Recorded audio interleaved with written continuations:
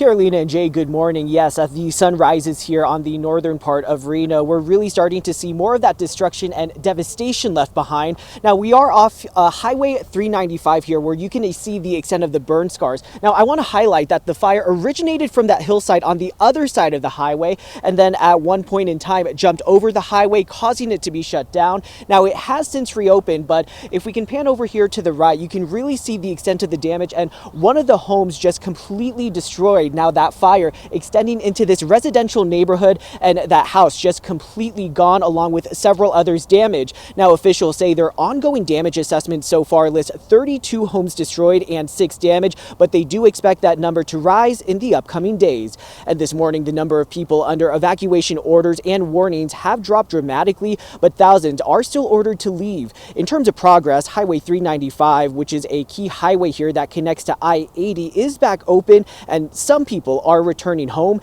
However, officials emphasize this is not an all clear. Now, as crews continue to battle the fire, officials say they are hopeful for the short-term fight, but also working against less favorable conditions expected later in the week.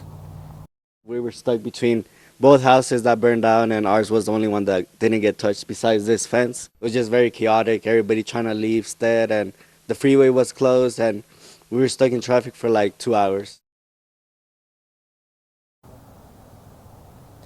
And that was just one of the many experiences of those that had to evacuate here in this neighborhood. And with how quickly the fire spread into some neighborhoods, K9 teams have also been searching properties and thankfully have not found any evidence of fatalities. But despite that, officials have also reported 3 firefighter injuries and 4 civilian injuries as of last night. And back out here live, again, you can just see the extent of the damage. That fire just completely ravaging this home here, and even nearby homes here getting some damage as well, with many of the windows blown out and the burn scars extending through much of the area here. Of course, the fire is still very much actively burning, and we will continue to stay on top of it as it continues here in Nevada. But for now, live in Reno, Austin Castro, ABC 10.